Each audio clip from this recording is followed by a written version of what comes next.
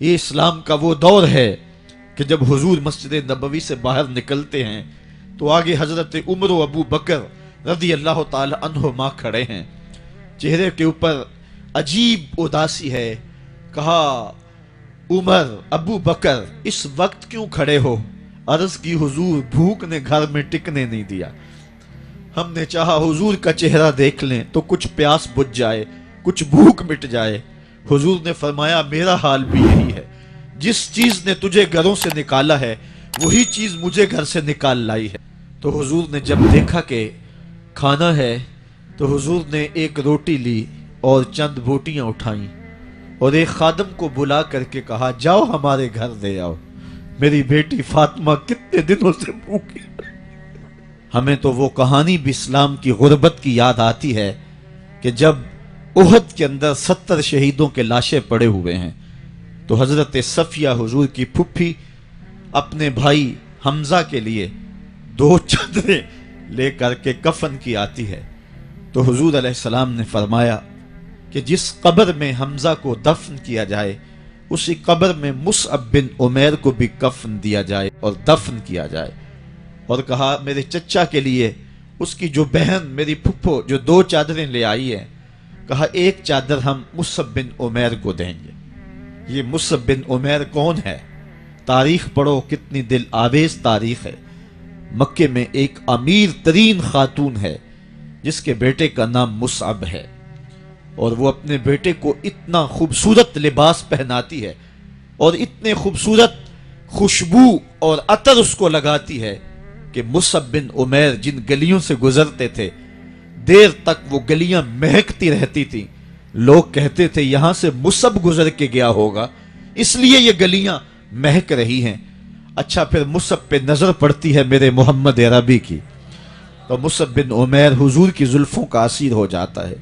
ماں کافرہ ہے، جب پتہ چلتا ہے تو اس کا لباس بھی چھین لیتی ہے، سہولتیں اور آسودگیاں بھی واپس لے لیتی ہے.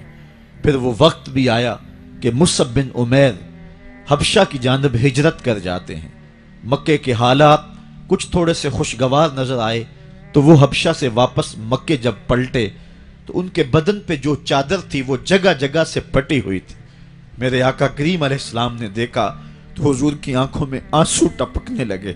کہا یہ وہی مصعب ہے جو اتنا خوش پوش نوجوان تھا کہ میں نے پورے مکے میں اس سے خوبصورت لباس پہننے والا کوئی دوسرا شخص نہیں دیکھا، اور آج میرے مصعب کو پہننے کے لیے جو چادر میسر ہے وہ بھی جگہ جگہ سے پھٹی ہوئی ہے. یہ اسلام کی غربت کی کہانی ہے. اور آج احد میں یہی مصعب بن عمیر شہید ہو جاتے ہیں اور ان کے لیے کفن بھی دستیاب نہیں ہے. حضور نے کہا جو میرے چچا کے لیے 2 چادریں لائی ہیں ان میں سے ایک کا کفن مصعب کو دے دو نا، اور دوسری چادر سے کفن میرے چچا کو دے دیا جائے. اچھا حضرت مصعب کے لیے بڑی چادر رکھ دی گئی اور حضرت امیر حمزہ کے لیے جو چادر تھی وہ چھوٹی تھی. اگر سر ڈھانپتے تھے تو پاؤں ننگے ہو جاتے، اگر پاؤں ڈھانپتے تھے تو سر ننگا ہو جاتا. حضور نے فرمایا میرے چچا کا سر ڈھانپ دو اور پاؤں کے اوپر اذخر نامی گھاس ڈال دو. میں یہ اسلام کی غربت کی کہانی تمہیں سنا رہا ہوں. جب میرے رسول کے چچا کے لیے پورے کفن کا ٹکڑا بھی دستیاب نہیں تھا، اسلام اس وقت بھی عزت پا گیا تھا، اسلام اس وقت بھی ذلیل نہیں تھا، اسلام اس وقت بھی سربلند تھا، اور اسلام اس وقت بھی عزتوں کی مسند پہ تھا. یہ اسلام کا وہ دور ہے کہ جب حضور مسجد نبوی سے باہر نکلتے ہیں تو آگے حضرت عمر و ابو بکر رضی اللہ تعالی عنہما کھڑے ہیں. چہرے کے اوپر عجیب اداسی ہے. کہا عمر ابو بکر اس وقت کیوں کھڑے ہو؟ عرض کی حضور بھوک نے گھر میں ٹکنے نہیں دیا.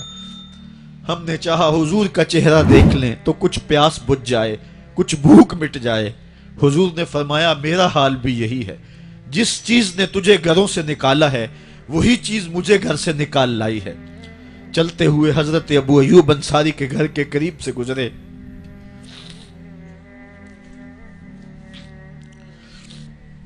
حضور کی خوشبو پا کے وہ باہر آ گئے. عرض کی بندہ نواز آج میرے مہمان نہیں بنتے؟ حضور نے کہا تمہاری مرضی. گھر لے گئے، چٹائی بچھائی، حضور کو بٹھایا. گھر والوں کو بکری کا بچہ ذبح کر کے دیا، کہا جلدی جلدی کھانا تیار کرو، میرے آقا کو بھوک لگی ہوگی۔ یہ کہہ کے واپس آئے، حضور کے پاس بیٹھے، نظر چہرے پہ پڑی تو گھبرا گئے۔ نکاحت کے آثار اتنے واضح تھے کہ سمجھ آ رہی تھی کتنے دنوں سے حضور نے کچھ نہیں کھایا۔ اٹھ کے باغ میں چلے گئے، کھجوروں کا خوشہ توڑا، حضور کے سامنے رکھا، کہا بندہ نواز جب تک کھانا تیار نہیں ہوتا یہ کھجوریں تناول فرمائیں۔ تھوڑی دیر کے بعد کھانا دسترخوان پہ لگ گیا، حضور سے عرض کی گئی حضور آئیں کھانا تناول کر لیں۔ حضور نے دسترخوان پر تشریف فرما ہو کر کے حضور نے کپڑا اٹھایا تو حضور نے جب دیکھا کہ کھانا ہے تو حضور نے ایک روٹی لی اور چند بوٹیاں اٹھائیں اور ایک خادم کو بلا کر کے کہا جاؤ ہمارے گھر دے آؤ، میری بیٹی فاطمہ کتنے دنوں سے بھوکی۔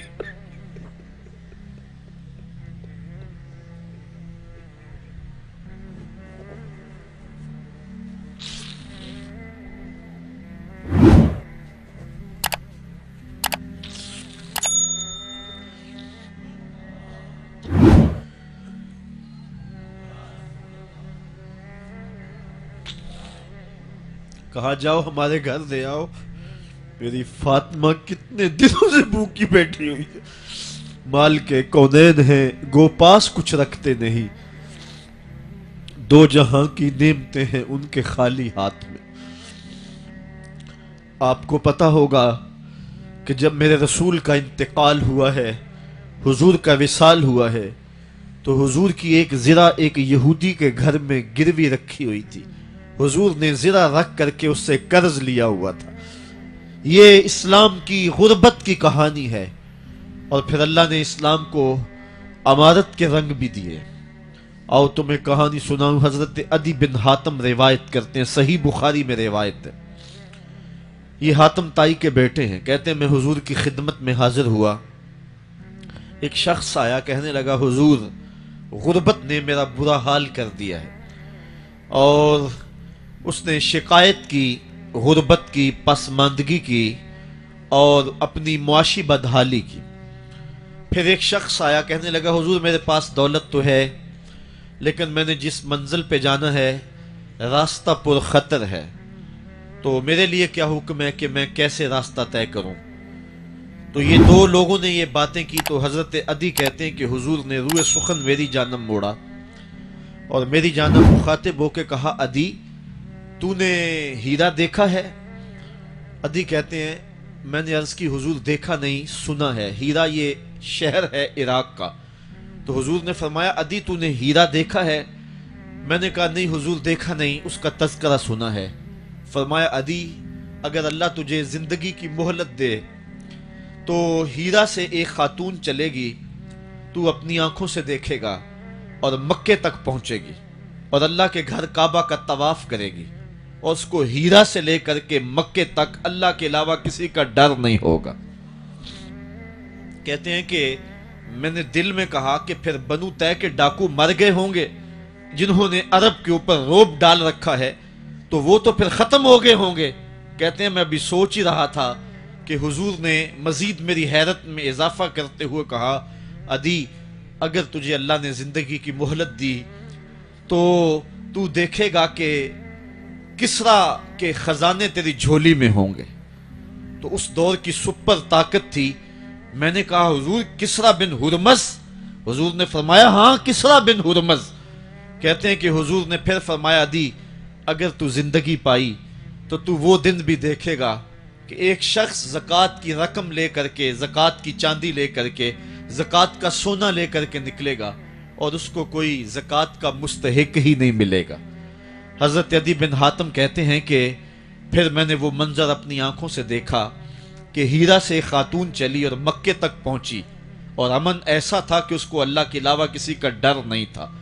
پھر وہ لمحے بھی میں نے دیکھے کہ کسرا بن ہرمز کے خزانے مسجد نبوی کے باہر پڑے ہوئے ہیں۔ تو کہتے ہیں تیسری چیز میں دیکھ نہ سکا، اور میں نے لوگوں کو کہا کہ یہ میں تو نہیں دیکھ سکا، میری شاید زندگی وفا نہ کرے، اور اگر تمہاری زندگی وفا کرے تو تم دیکھنا میرے آقا نے جو فرمایا تھا 2 باتیں تو پوری ہو گئی ہیں، اور تیسری بات تم دیکھ لو گے۔ حضرت یحییٰ بن سعید فرماتے ہیں کہ حضرت عمر بن عبد العزیز کا زمانہ تھا، اور انہوں نے مجھے افریقہ کی جانب زکوٰۃ وصول کرنے کے لیے بھیجا۔ میں وہاں سے زکوٰۃ وصول کی، اور پھر میں زکوٰۃ لینے والے مستحقین کو ڈھونڈنے لگا، تو کہتے ہیں مجھے کوئی مستحق نہ ملا۔ پھر میں غلام پکڑتا اور اس کے پیسے دے کے اس کو آزاد کرواتا چلا جاتا۔ حضرت عمر بن عبد العزیز کا زمانہ ہے کہ گورنر ہے عراق کا، وہ حضرت عمر بن عبد العزیز کو لکھتا ہے کہ اتنی رقم ہے، اس کا کیا کرنا ہے؟ تو عمر بن عبد العزیز کہتے ہیں رقم لے کے یہاں نہ آنا، وہاں عراق کے لوگوں میں بانٹ دو، جو زکوٰۃ کے مستحق ہیں ان کو تقسیم کر دو۔ تو گورنر لکھتا ہے جو مستحق ہے ان کو دے دی، اب کوئی مستحق نہیں رہا تو میں کیا کروں؟ تو حضرت عمر بن عبد العزیز کہتے ہیں جو مقروض ہیں ان کا قرض اتار دو۔ تو کہتے ہیں کہ ہاں قرض بھی میں نے اتار دیا ہے، رقم پھر بھی بچ رہی ہے، کیا کروں؟ تو حضرت عمر بن عبد العزیز نے پھر لکھا جو شخص شادی کرنا چاہتے ہیں ان کا حق مہر ادا کر دو۔ میں نے کہا کہ وہ بھی کر دیا ہے، رقم پھر بھی بچ گئی ہے، اب کیا کروں؟ تو حضرت عمر بن عبد العزیز نے مجھے لکھا کہ جو غیر مسلم ہیں جنہوں نے ٹیکس دیا ہوا ہے، جتنا ٹیکس دیا ہے اس سے دگنے پیسے ان کو قرضے میں دے دو، اور ان کو کہو جاؤ اس کا کاروبار کرو، کھیتی باڑی کرو، اور ساتھ انہیں یہ بھی کہہ دینا قرض کی فکر نہ کرنا اور زیادہ اس میں پریشان نہ ہونا، جب دے سکو گے دے دینا۔ یہ دور بھی پھر اسلام نے دیکھا اور یہ گھڑیاں بھی دیکھی، جب چیتھڑے پہنے ہوئے تھے، جب پیوند لگے لباس پہنے تھے، جب پیٹ میں ڈالنے کے لقمہ بھی نہیں تھا، اللہ کا دین اس وقت بھی غالب تھا۔ اور جب گلیوں کے اندر ریشم بکھرا ہوا ہوتا تھا، کوئی اٹھانے والا نہیں تھا، دین اس وقت بھی غالب تھا۔ دین کا غالب ہونا یا نہ ہونا اس کا تعلق جو ہے وہ مال و دولت سے نہیں ہے۔ اقبال کہتا ہے کہ زوال بندہ مومن کا بے زری سے نہیں، مومن کا زوال بے زری سے نہیں ہے بلکہ اس کا سبب کوئی اور ہے۔ وہ سبب ڈھونڈنا ہے کہ ہم دنیا میں رسوا ہو کے کیوں رہ گئے، ہم زمانے کے سامنے تماشا کیوں بن کے رہ گئے، آج نبی کی امت پوری کائنات میں رسوا ہو کے کیوں رہ گئی، آج ہمارا تماشا دیکھا جا رہا ہے، آج بھوکے کتوں کو ہماری بیٹی اور بہنوں کے اوپر چھوڑا جا رہا ہے اور اس کا تماشا دیکھا جا رہا ہے۔ کیا ہم نے یہ دن بھی دیکھنے تھے؟ ہم نے سراغ لگانا ہے۔ دولت کی قلت اور کثرت یہ ثانوی چیزیں ہیں، ہم نے تاریخ میں دیکھا ہے، ہم کبھی مالی طور پہ کمزور تھے، رسوا نہیں ہوئے ہیں، مال زیادہ ہو گیا رسوا نہیں ہوئے ہیں، رسوائی کے سبب کوئی اور ہیں۔